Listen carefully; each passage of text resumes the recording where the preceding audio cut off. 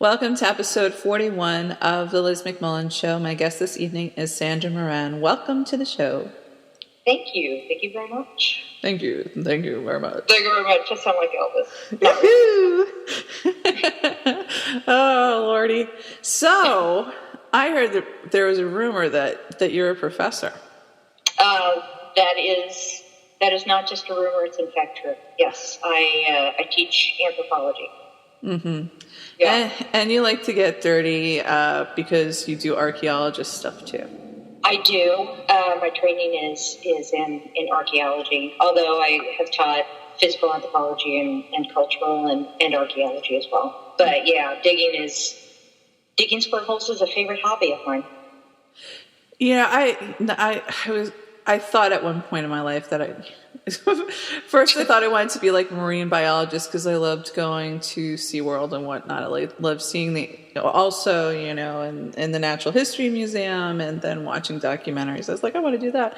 And then, Indiana Jones and whatnot. I want to be an archaeologist. I want to do digs and stuff like that. And then I realized that, I am just not built for that kind of heat.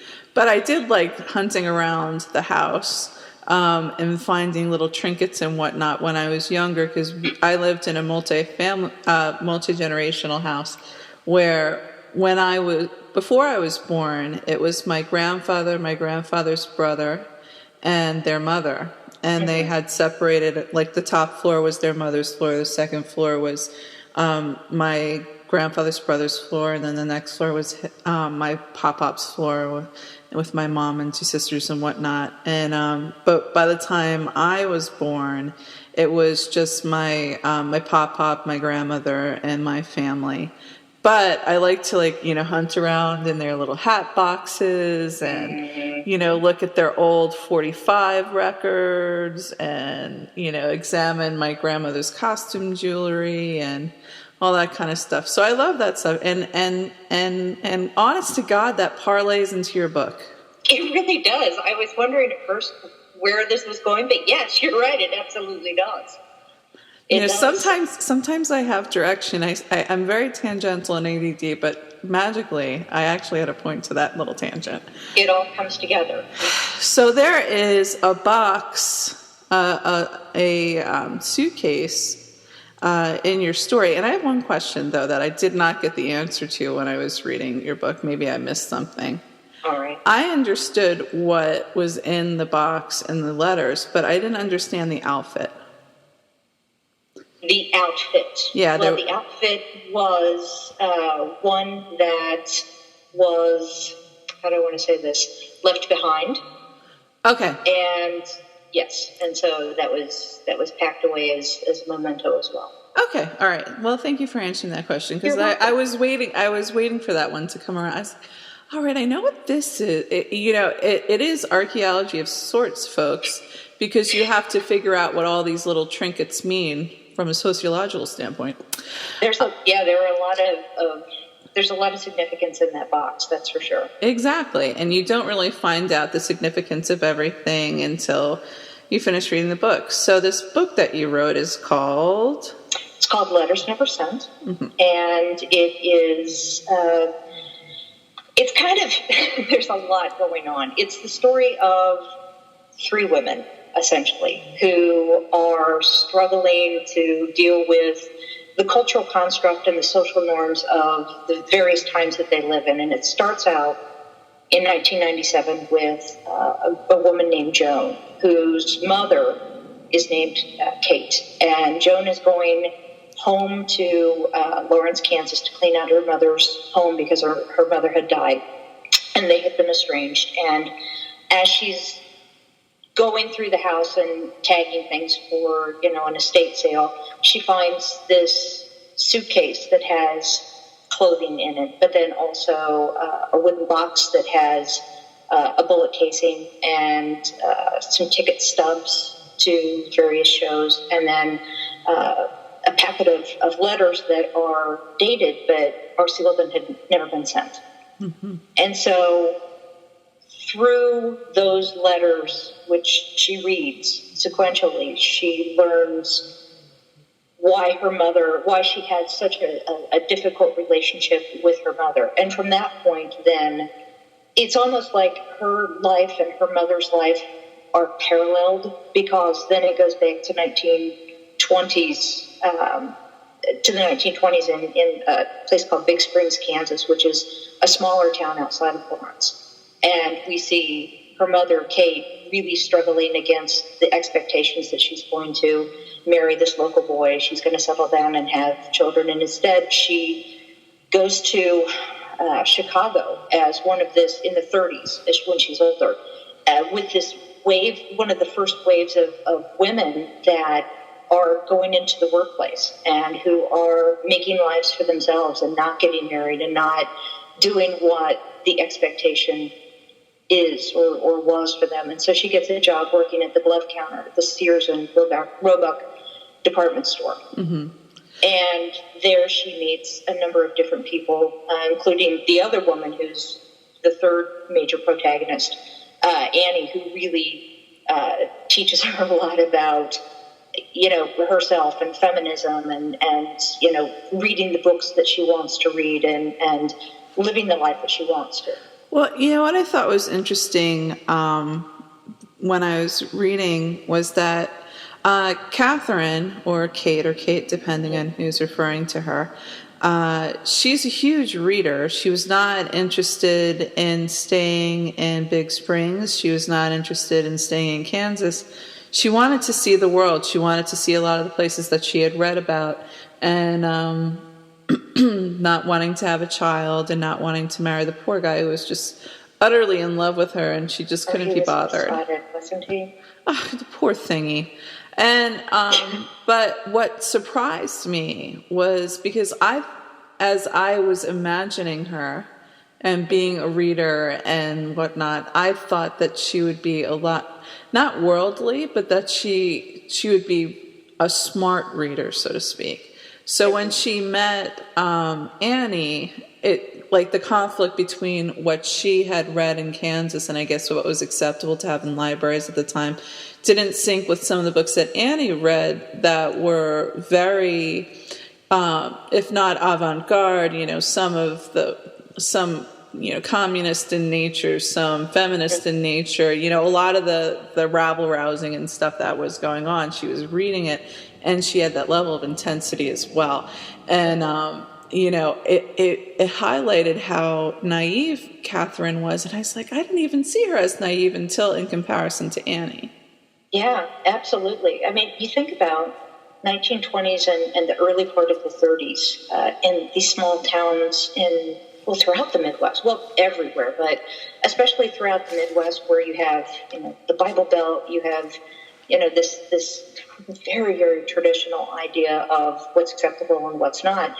These kind of books, I mentioned The Great Gatsby, and what a great coincidence that the movie came out, just recently, or a remake. But The Great Gatsby and The Well of Loneliness and all of these books that, were very, very challenging. I thought of things like, you didn't mention these, but I thought about The Jungle and, yes. Yellow Journalism and all the books that were out there that were controversial. There was a lot of rise in communism and conflict with the Industrial Revolution and the monopolies and big business and all the awful things they were doing to their workers.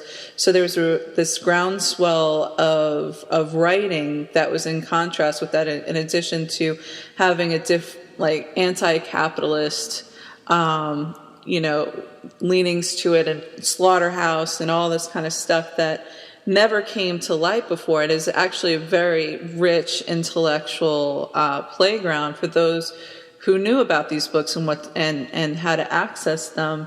And that was not something that Catherine had in mind, but I guess in my head, because I went to a women's college, I always kind of imagine these bright ingenues who don't fit into their small towns and don't want to have children and don't want to go the route that all the other women have gone in their lives. And so it didn't even, I knew she'd be naive in terms of being with men or being on her own or being in the big city, but I didn't think that that there would be such a shortfall in her reading.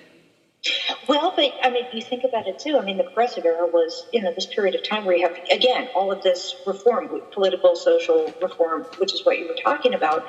But yeah, I mean, Kate led a really sheltered life. I mean, she didn't drink, she didn't smoke, she didn't see any of these things, and suddenly she's in this new, bright world where she's being, just all of these things are suddenly being presented to her. And yes, she's naive, but at the same time, I think that there's this inherent hunger in her to experience these things and to read this and to understand more. Yeah, I like that about her. And you one of the things that I find important in books is for characters to be true to themselves. And I'm not talking in a philosophical way. I'm talking about people don't change very much. And when they do, it's not huge, major, sweeping changes. And it goes from suspending disbelief to unreality if somebody's so easily swayed. And Catherine was very concerned with appearances. Oh, very much. She was very concerned with folks overhearing conversation, and we're not even talking about conversation that really was dangerous, but she was very, very proper. And even though, Annie was shaking her up, so to speak, but even still, she had her limits. And what many people can't understand is I respect somebody who sticks to their guns. It's so easy as a progressive or, somebody who thinks as you and I may, that we're educated and whatnot, that she's small-minded or blinded by the culture that she grew up in.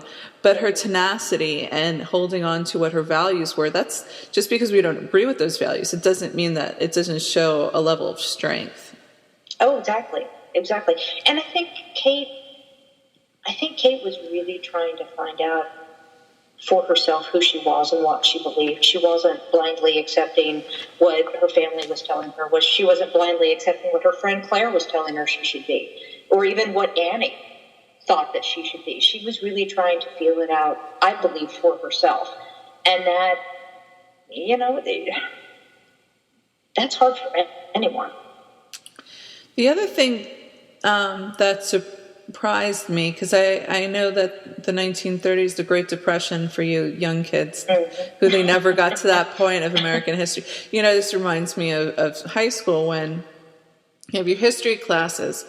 And by the time you get to American history 2, it takes forever to go through each, era. So when it comes to modernity, which is the 20th century, things get short shrift and they're all swallowed up into small chapters. So I'm sure there are folks that don't remember. But the Great Depression, yes. So this was during the Great Depression, which means it's even more significant that these women were going to big cities and finding jobs and living in rooming houses and doing something very dangerous, as in trying to support themselves rather than relying on a man to take care of them, because there was not a lot of work. There were not a lot of choices. And so that was a very daring and dangerous thing to do, So a lot of folks don't appreciate that and that hunger. And when one of the books that I read last year was called The Last Nude. And this one starts in the 20s, which is, the roaring 20s, and flappers and people doing risque things and jazz and booze. Champagne out of pumps. Yeah. Shoes, yeah. But one of the realities was in The Last Nude, Rafaela, did not want to live the life that they wanted her to. And apparently she blossomed physically too early, and that her stepfather, the moment that her stepfather noticed her physically, her mother had her shuttled away, to live with her grandmother and basically be trapped until they could find her a husband. And they get on a steamer to go to Europe, and she's supposed to marry this Italian guy, and she doesn't want to have a part of it. And her way out is she found, when her aunt, I can't remember if she put her in disposed or not, but she found this guy, older man, wealthy man, that she escaped with, and then in Paris, as she got older as well, in the 30s, at the Great Depression, there weren't a lot of choices. So a lot of the ways that some women, single women, made money or supported themselves was by going on dinner dates with guys where they would pay for things, or even prostitution. So, I mean, Catherine got off easy, I think. Well, she did. But there again, I think Catherine's values probably limited her in some ways as to what she would even consider doing for her freedom. Yeah.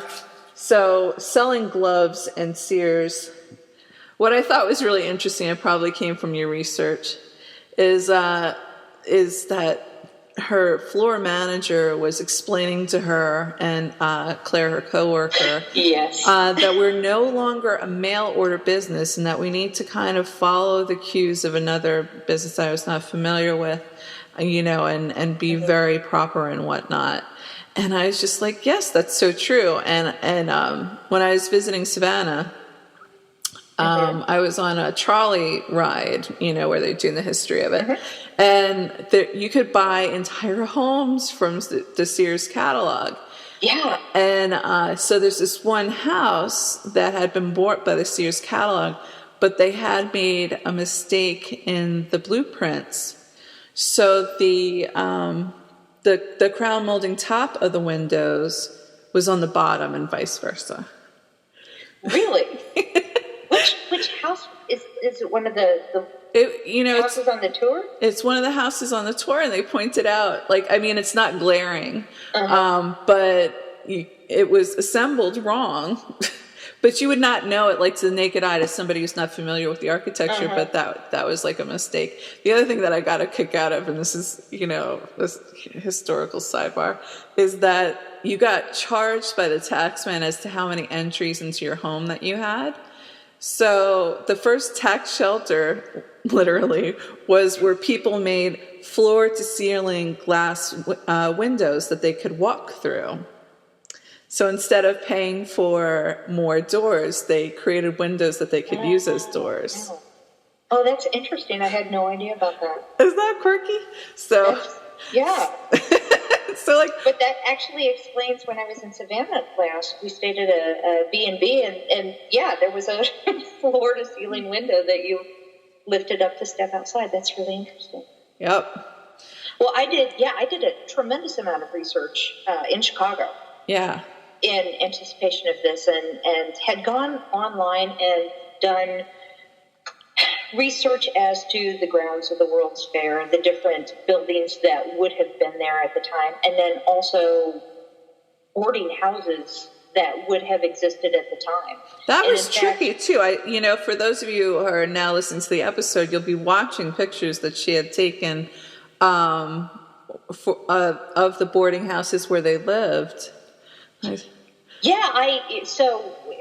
walked around and I identified the exact buildings where they would have lived. I looked up and just tried to figure out which of the windows I thought would have been theirs. And in fact, the boarding house that Claire and Kate live in was an actual boarding house at the corner of Wells and Grand, and it was owned by Studs Terkel's family.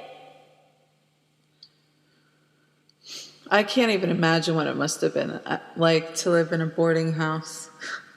Well, it was a choice, though. Now, I know that one point when I was trying to do my Over the Rainbow move when I was 23, where I bought a car and drove cross country. Yes, I did, because I learned everything from movies. But what they don't tell you is things don't, you get a job, you have to wait to get paid. Like all sorts of things. Yeah, they kind of leave that out. Yeah. So when I was in San Francisco and I was, trying to figure out where I was going to live, even renting a room in a home in San Francisco was more expensive than trying to find a place to live in New York City. And I was thinking, wow, these rooming houses were a great opportunity for people who weren't going to be making a lot of money and needed a place to stay. And what I thought was interesting, though, was there weren't, like in your book, there wasn't a lot of talk about the protocols, what was appropriate behavior for young ladies living in a boarding house, and who their guests were allowed to be and whatnot. Yes, no men above, in the upper floors. The men had to stay in like the sitting room.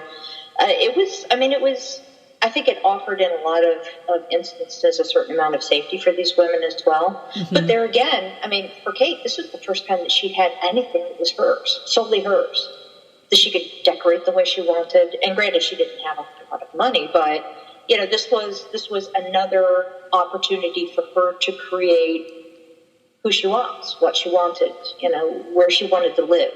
And one of the great things about near North Chicago is that it was full of people a lot like her. Mm-hmm. And it was also an area where there were a lot of gays and lesbians. And so I think having her stay in an area that was affordable is no coincidence that there were probably a large number of artists and homosexuals as well. Which she kind of described in the book. She kind of describes seeing them, but not really identifying with them. One of the things I found interesting at a later point in the book was when her lover decided to wanted to live together. She said, I'm not ready yet. I'm not ready to give up my independence. And I think that there are a lot of things at work with that particular statement. But one part that our lover probably would not have held on to was that, this is her independence. This is her space. This is her zone that she has. And by entering in on a relationship with a future with a shared space, that also could mean kind of like a marriage. And that was something that she had gone a long way from home to do. Yeah, she had recently escaped. Yes. Yeah. No, you're absolutely right. That was not coincidental. I was like, Oh. Yeah, because one of the things that happens sometimes in fiction, and I love it because, you gobble it up because it's fun romance, is how, once the two protagonists find out that they're in love, they, move in together and they start life together and everything is happily ever after. Not here. Not here. Not here, sir. Not here, sir. So returning to earlier in the book, Joan is... well, I was thinking about this one, I was working on today. I was like, especially for women who are estranged from their mothers because of the way that their mothers behaved and treated them, I never understood why, and this happens often, and it happens in the book, that somehow, even though she didn't like her mother or how she treated her or whatnot, she found out that her life is not too different from her mother's. Not dissimilar at all, no. Kate made a number of choices that were both within and outside of her control. She made, I think, to her, the best possible choices she could have at the time. And some of those decisions were just bad decisions. And Joan made a lot of the same decisions, unknowing that they were similar to her mother's, but with equally unfortunate consequences. She's not in love with her husband. No, she was having an affair. She's pregnant. Yes, by the man that she's having the affair with, yeah. And she goes through, one of the things that with Joan that was hard for me was to figure out just how far to let her go in terms of the bad decisions that she had made and some of the things that she continued to do. For example, she drinks. She is, not sure what she's going, while she's pregnant, she's not sure what she wants to do. She's not, she goes to her mother's house to clean it out. That's why she says she goes. But at the same time, she really wants independence and space to figure out. Isn't that ironic that her mother left her town to go to the city and she's leaving the city to go to a small town to collect herself? Yeah. It's very ironic. Cyclical. Yeah, I know, and not in an Alanis Morissette sense of irony, because she just talks about things that are unfortunate, not ironic. But what I thought was interesting was how she evolved in her feelings and perceptions. The further she was away from the trappings of her life, the more she had a clear sense of herself. And at first it seemed like she was upset that the man she was having an affair with, who was also married to someone else, had reneged on their plan to divorce their spouses and marry each other. And then she realizes a little further down the line that he was just a way to escape from a life that she was unhappy with. And because he was that kind of life preserver or something different and whatnot, she thought that she loved him, but she did not. Well, and Kate does the same thing. Mm. Without giving anything away, which is hard to do because there's a lot that goes on in this story. But Kate makes some really bad decisions as well that were just a means of escaping into an even worse situation, if that makes any sense whatsoever. Well, the one spoiler I'm going to have to make is that, her mom turns out to be having an affair with a woman. Yeah. And the reason why I'm breaking that little spoiler is because when it comes to romantic entanglements, for folks who are leaving the norm and deciding to work rather than just becoming housewives and having children, is when it comes to being gay, it's like you either are in the closet and have, a life outside, or it all stops. It's like an all or nothing thing. You either can be a part of society or you're completely not, and you're a target. You're the other. Yes. And that was just not an acceptable ultimatum of sorts. You could have your family, because Kate didn't leave because she hated her family. No, she didn't. She didn't leave because, anybody had mistreated her there. She left to have something more. She left to have something more, and I think I can't stress enough that she recognized that there was something missing that she had to find to feel complete. And whether that is independence or having a job or seeing the world or going to museums or, any of the things that she experiences. She was going to something when she leaves home. And you're right, it wasn't that she didn't love her family, or wasn't. She goes back and visits frequently. Yeah, the reason why I bring that up is that the all or nothing, she falls in love with Annie, and Annie is a feminist and very bold and brassy, and is out to her family and has been disowned for that reason. But she feels more, self-actualized because she's made that choice, and that's what she wants. She wants to make a life with Kate, and Kate wants that, but is tethered to her family, and not in a bad way, but she can't throw all that off to the side and be fine. and the all or nothing can be a very terrifying and dangerous choice. Exactly. And she was, I mean, literally between, well, not literally, but she was between a rock and a hard place, because for Kate, I mean, as black and white as she could be in some instances, this wasn't necessarily one of those. And the thing is, she knew, once she figured it out and knew that she loved Annie, she loved her and wanted to be with her, but she also wanted to be a part of the world. Mm-hmm. And those weren't necessarily compatible. And there's this book that I read by Lynn Ames called Eyes on the Stars. Mm-hmm. And it's about two women who are in the Women's Air Force Service. Mm-hmm.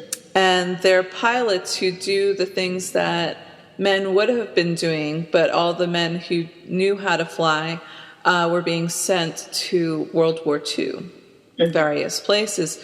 So they were flying around in clunkers that were dangerous or not completely, like almost like they're held together with chewing gum and duct tape, Yeah. But they got to fly, and they wanted to fly. This was important to them, and they had left their homes, and the war effort called for them, and they answered.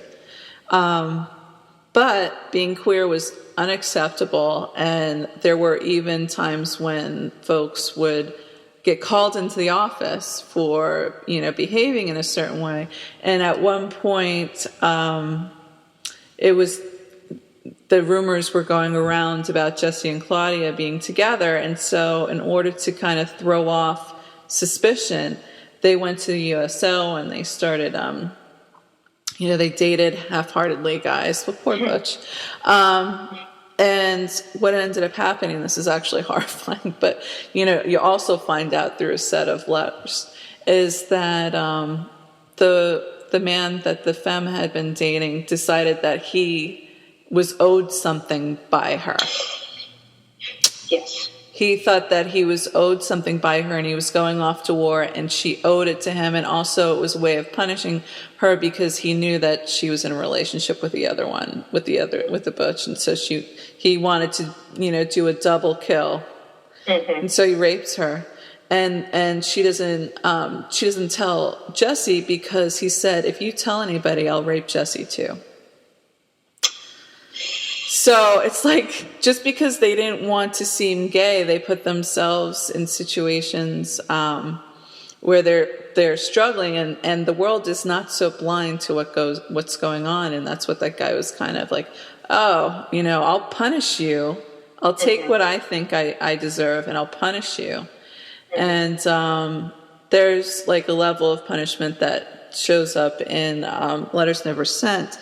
And it's all a part of that sense of ownership, that the guys have the right to own that. And in order to go out on a life, as lesbians, it's not necessarily the safest choice. And people will do what, there are people in society who will do whatever they need to do to get you to toe the line. Mm-hmm. And straighten up and fly right. And I think in Letters Never Spent, there are a lot of instances where Kate and Annie, and Claire for that matter, mm-hmm. are put in situations where they have to toe the line. There aren't, they're out there, they have jobs, they have their own space, even if it's only a room in a house. Mm-hmm. But one of the constants in whether I'm watching a film or reading a book about women who do go off to work, it doesn't matter if it's like the the turn of the centuries, 20s, 30s, 40s, 50s, there's a lot of hope for some of the women who are single and working, that they will find a husband, mm-hmm. and that they will find love, and they will, be able to escape what they're going through, because it's not just girls who are going, becoming women, going into the city, getting jobs. There are women who are working because that's their only opportunity, their only choice, and they are looking for a Prince Charming, and Claire was definitely looking for a Prince Charming. Exactly, she was. And Claire, Claire, as a book goes through the editing process, things get taken out and added. But Claire did not have an easy go of it either. I mean, she was somewhat estranged from her family as well, and Claire was looking for a better life. And, she dated some not so nice guys with the hopes that they would be her Prince Charming. And, ultimately that didn't turn out to be the case. Because in in The Last Nude, there was also that. Yes. This is, he's going to marry me. I know he's going to ask, can you kind of make yourself scarce to the roommate? Exactly. Can you make yourself scarce? Because I think tonight is the night. I think this is when he's going to actually, he's going to propose. Yeah. He's going to take me away from all this. And the reality then, and still to a certain extent now, I don't know, because I'm no longer in the dating pool. But guys that sleep with girls who are easy are not necessarily going to marry those girls. Most likely never going to marry them. And what Rafaela finds out a little later is that the women who worked in the department store, selling gloves, of course, that apparently men knew to go there to get their tarts. Yeah. Absolutely. That and Rafaela had no clue. She's like, "Are you serious?" Yeah. That's why people are going there. See if you're like, so that, are you gonna go? Are you gonna come? Are you gonna put out? Are you that type of girl? Yeah. So that's a rough. It's like there's no winning. There's no winning. If you want, there the women who are working who want a way out of whatever life that they were living. Maybe they were living in a dangerous home, or they didn't want to be saddled with kids and whatnot, and they wanted glamour, maybe they wanted money or a chance at something different, and that chase for glamour and whatnot often, he's going to ask me, he's going to propose to me, and then. What, you found out that he had another mistress that lived closer to him? Or a wife.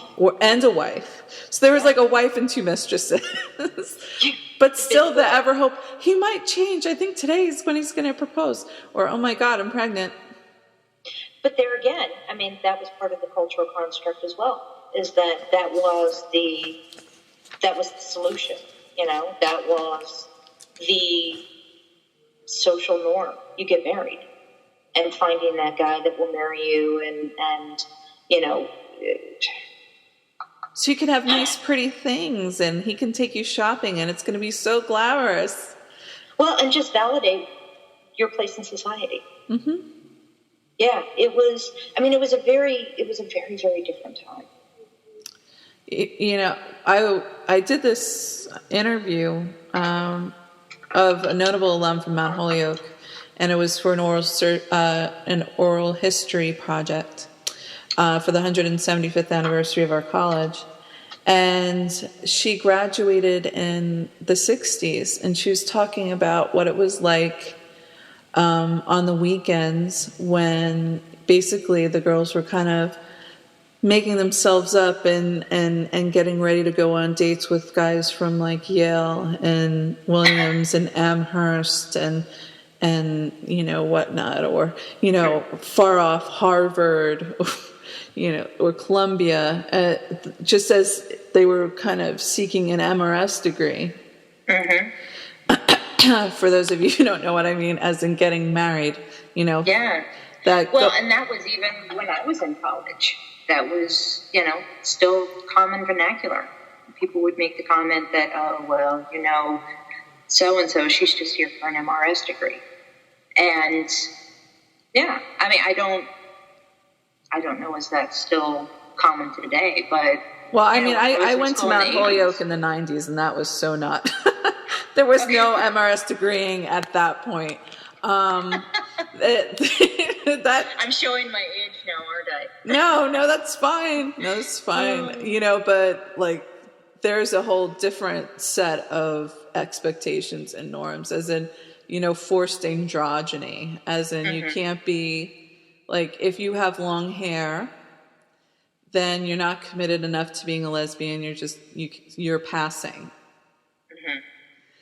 I have to say, I've been teaching for, 13 years now, and at the college level, and just the changes that I've seen over that time, the freedom that so many girls and boys have, men and women, I shouldn't call them boys and girls, is so markedly different than what I experienced growing up. And I think about just how different it is for me versus them. And then I think about how just markedly different it must be from me to, Kate and Annie. Our four mothers, I know that there's so many women and men who risk their lives to live out and proud, mm-hmm. and wouldn't remain stuffed in the closet. Another thing that you touch upon in your book is conventions of when you have a child, you have a responsibility for respectability. Not so much now. Things have changed. When I was my parents were in their 20s and the 70s, mm-hmm. and by the time I was finished with grade school, I think I was one of 3 kids whose parents were not divorced, mm-hmm. because divorce was not an option before then. No. And so when Kate was a mother with Joni, there are things that were expected of her, and how to comport yourself, and there are rules of how, let's say if you were a queer family, if you were 2 moms, mm-hmm. That would make for a very tough life in the 50s and the 60s or 70s, even modern times, but a really rough life. So, that just wasn't an option. So well, and I think for Kate, quite honestly, I don't think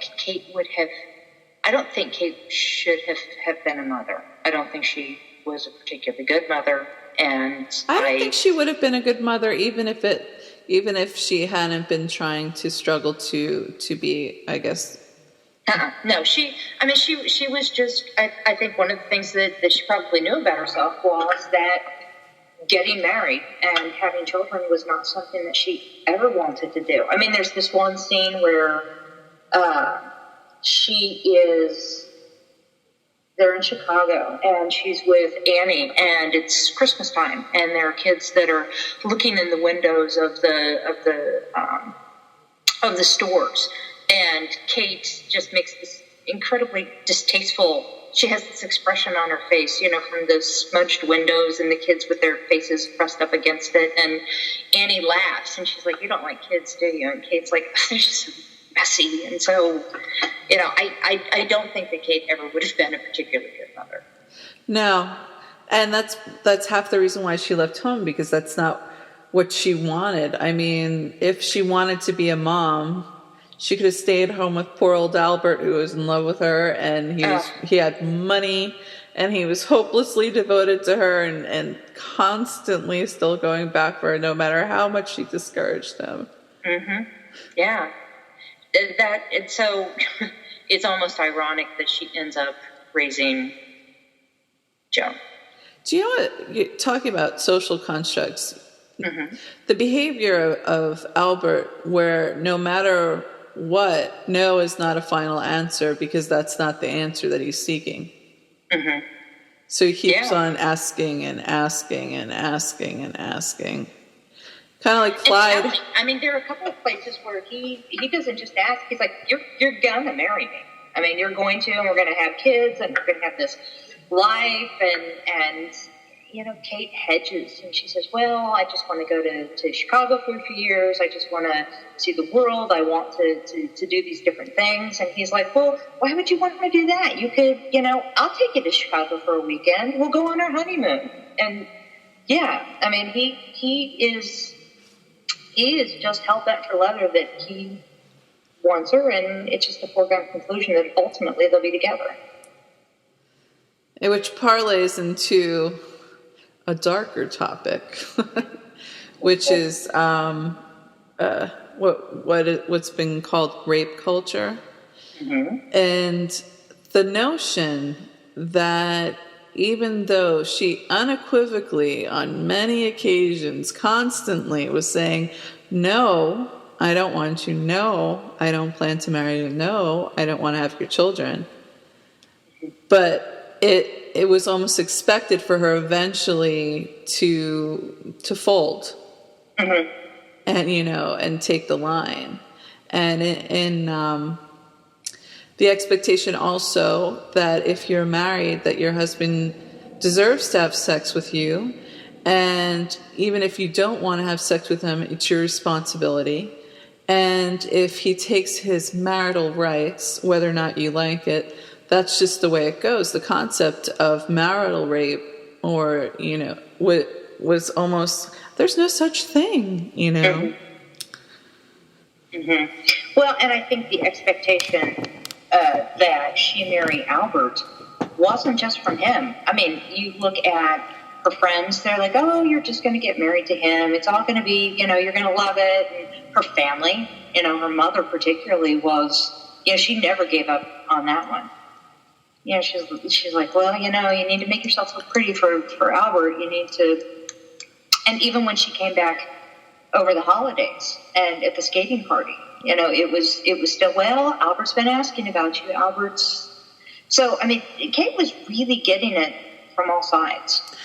One of the things that's true for mothers who, in these time periods, were pushing their daughters into marriages, especially if an eligible bachelor with money, they were trying to push their children into some way of survival. Like, if you marry, like, this man is interested in you, and if you marry this man who has money, he'll provide for you, and you will be safe.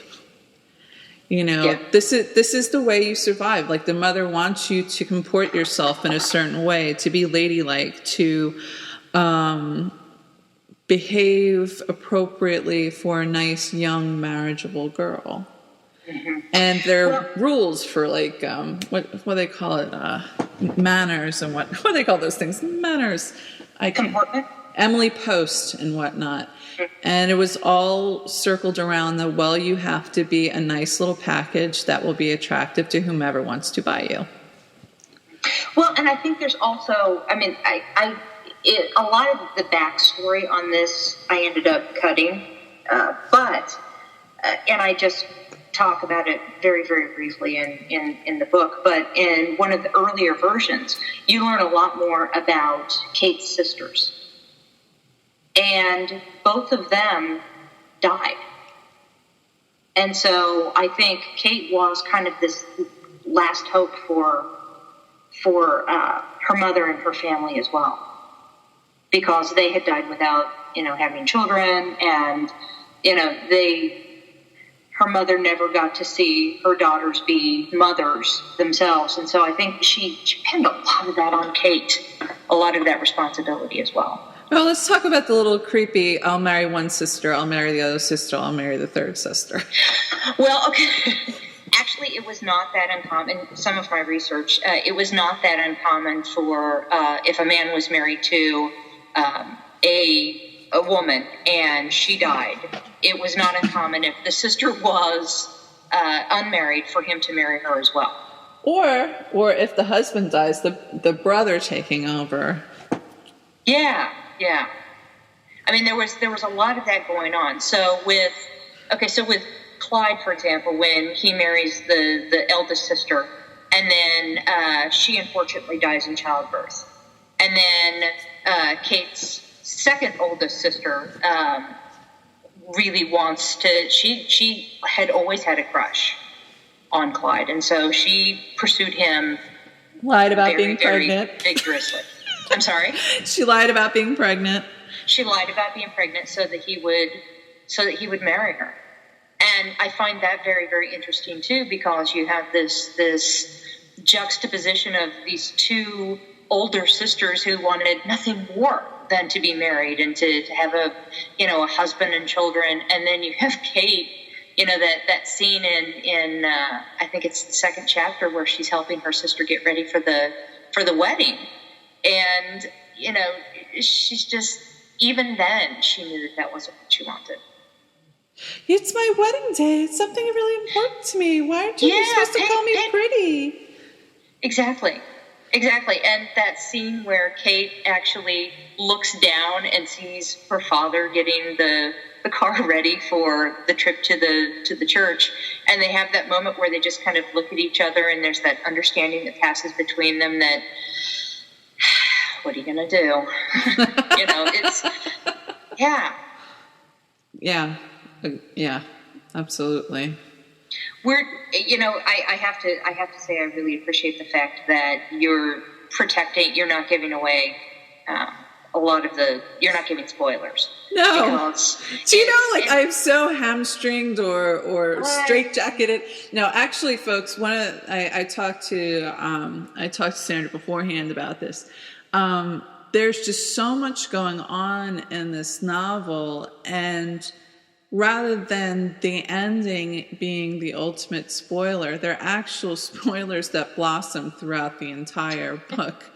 So there's no way the reason why I am talking about other books or generations and history is because there's just so, I would not want to take away from you the experience, you meaning the readers, the experience of discovering all the different twists and turns in the plot. And so I'm like, what on earth am I going to talk about?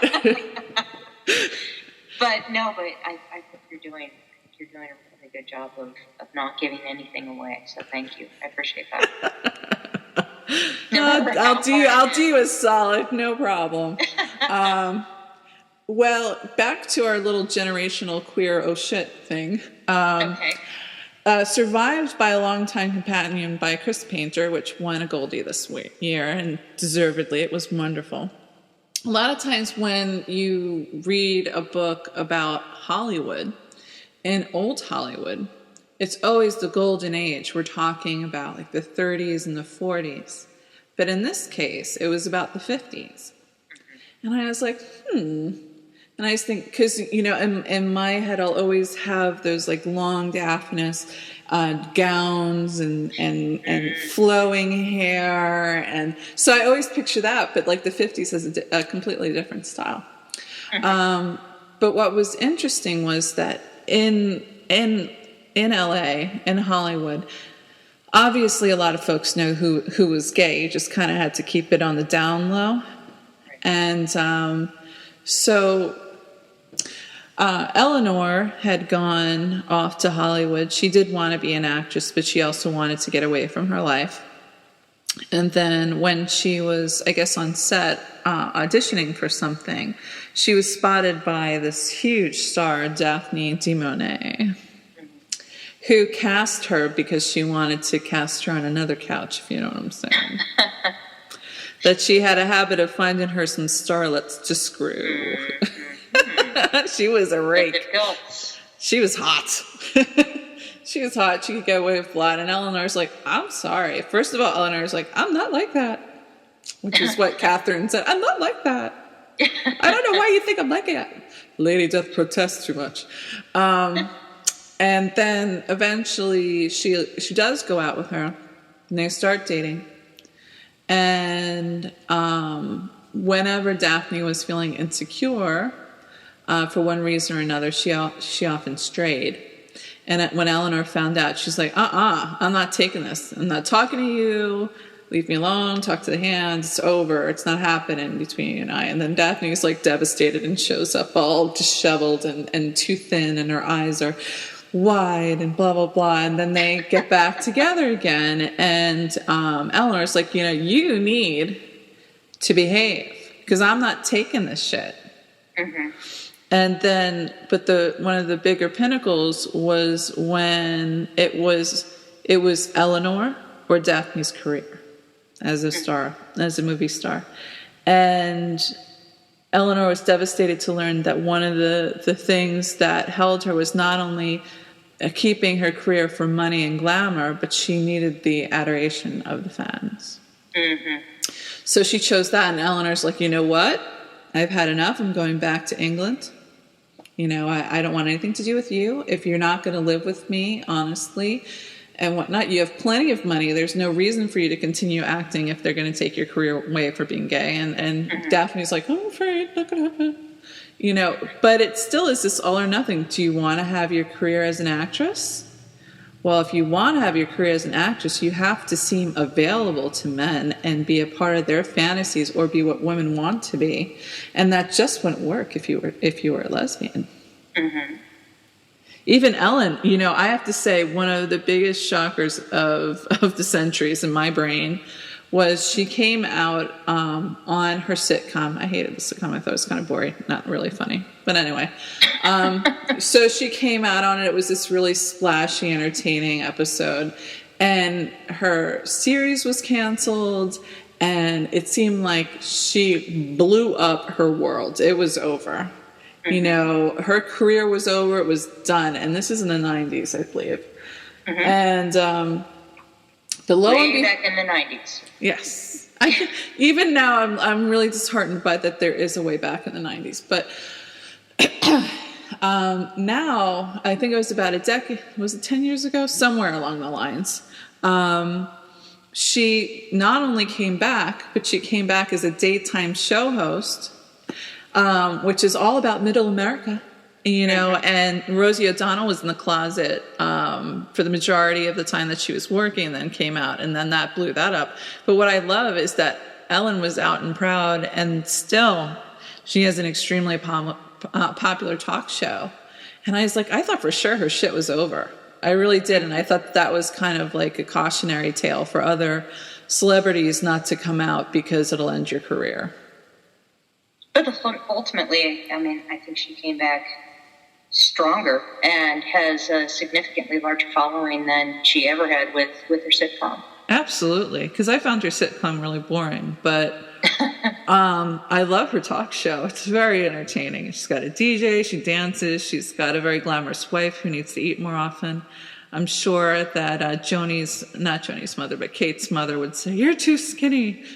Oh, Kate's mother. But Kate's mom was a roomy girl as well. So, she wanted everybody to eat. And I think part of that, too, comes from the fact that her mom had gone without at different times, too. Mm-hmm. And they didn't have a whole lot of money, particularly, for food. And so right. Eat, there's plentifulness. I have a husband who's a provider for us. We'll find you another provider. It'd be great. My grandmother grew up in the 30s and in the Dust Bowl and whatnot. Mm-hmm. And she was absolutely horrified that my mother, who was a hippie, were putting patches on perfectly good pants. Oh, really? Yeah, or like wearing ripped jeans, or wearing things that are tattered and whatnot. It was horrifying to her because she's got a husband who's a provider. We have all new things for you to, you don't even have to keep on sewing things back together because we can't afford to buy more stuff. Why are you wearing these horrible things? Mm-hmm. Mm-hmm. When my grandmother died and we were cleaning out her house, she was a huge pack rat. And I think a lot of it had to do with the fact that, she grew up in that generation where you save things because you never know when you're going to need them. One of my more interesting traveling experiences, I met this guy, and his parents were he was older, a lot older than me. Anyway, so his parents were during the Depression. They had struggled through that, and his father was one of the resistance folks against Hitler. Mm-hmm. And this was in Amsterdam and in Holland, Netherlands. So they, he struggled, and he was also a prisoner of war at one point. And he said, my parents deal with it in two different ways. My mother will save the crumbs from her mouth. The pantry is always filled, and because also we had a pantry that was ridiculously filled as well, like 4 boxes of cream of wheat and cans to all the way to the back, and like maybe like 40 packages of Jell-O and pudding and whatnot. And I think it really is just that notion. So his mother was that way. And his father was the opposite. He would pile as many things as he possibly could on a sliver of bread, different meats and stuff like that, because he would never be hungry again, and he refused to ever be hungry again. So the mother is like, we have to save, we have to make sure that we have these things, so that we don't go hungry, or we don't have to go without if something bad happens. Whereas the father was, well, I'm going to indulge in these things because I'm never going to feel hungry or go without or go with less because of that. How interesting that they balanced each other out in that regard. Yeah. And my father, he grew up very poor, and he was one of 7 kids.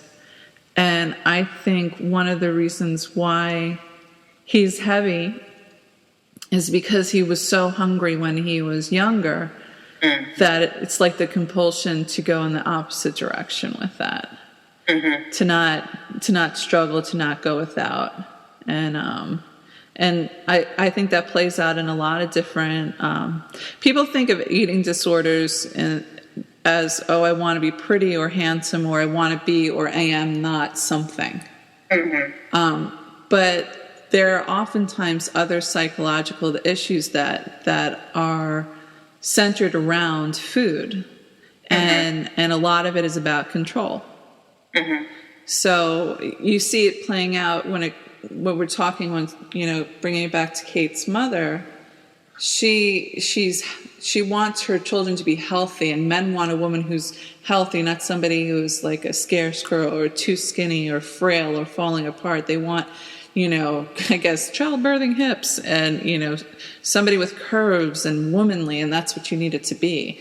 And that's not what Catherine was. And apparently a lot of people like to call Annie an itty bitty thing, which would have pissed me off continually if I was ever an itty bitty thing. I'm like, stop calling me a little. Yeah, Annie was not, she was not a big thing.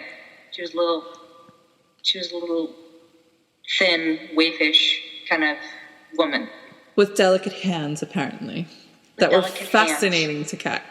Fascinating. Well, and that was, I have to say that one of the things that I really enjoyed most about writing letters was all of the little attention to details, like the gloves and the lighter and, the clothing and the hats and just all of these things that we don't even think about really anymore.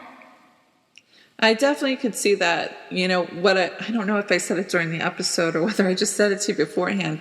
I said, your book is better to be a part of like an English class where people can unpack all the things that are happening in there. It'd even be great for a politics class and whatnot. Not great for a reviewer because there's so, it's so well packaged that you don't want to take that away from the moment. Like there are things where I'm like, oh, this is not really a great thing happening, but I've seen stuff like this happen in books before. Holy fucking shit, that did not just happen.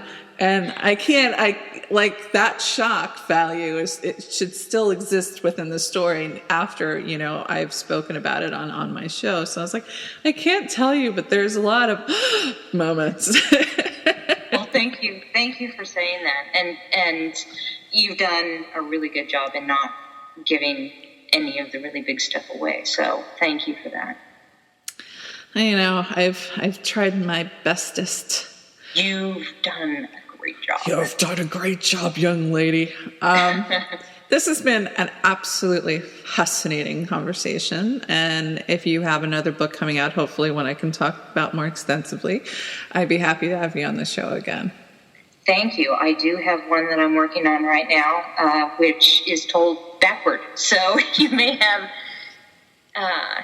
some limitations there too, because the story unfolds in a backward way. But it's you're not Jewish, perhaps. You don't like to read the books back to front, rather front to back. I'm not. Because it makes me an anthropologist. That's my religion. Probably. Well, yeah. No, the reason why I asked is I think about the different. We learn in the States. We learn to read, from left to right, and we assume that that's just the way it works. That's the way reading is supposed to be happening. And there are other cultures who have a different directionality. The same, like even more interesting stuff is an Asian culture, which can go from top to bottom rather than left to right.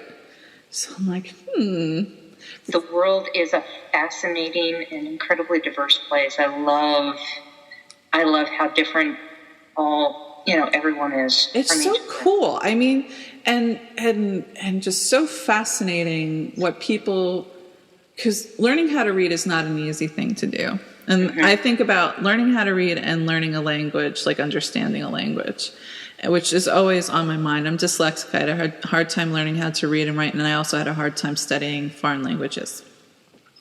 Yeah. So I'm always fascinated by acuity in that particular subject, and I'm also fascinated with how things are comported. I mean, going from cuneiform, which is on clay tablets with a stylus.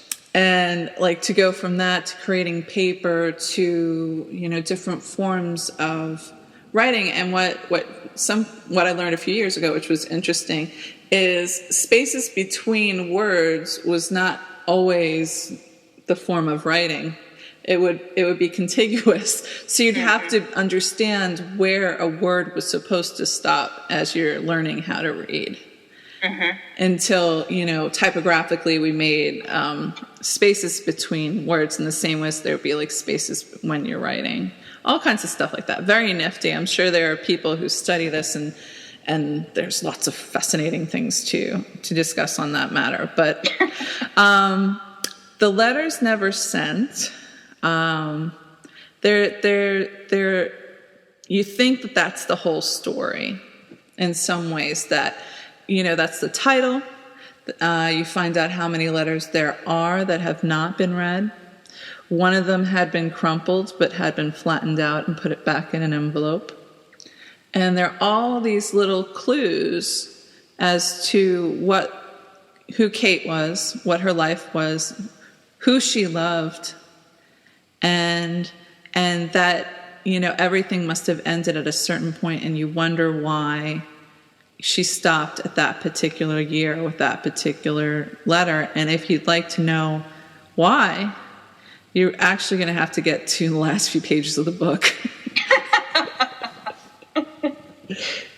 You have no choice. You're pinched. You have to. Yeah, you're going to have to read the last 2 chapters of the book or so to figure that one out. And don't forget, there's the bullet case too. Yep. Nuts. Rats. So I successfully did a non-spoiler episode with you. You did. And I loved your book, so folks, go out and read it. It's some meaty stuff there. Thank you. Thank you very much. And thank you so much for coming on the show. Thank you for having me. It's been a pleasure.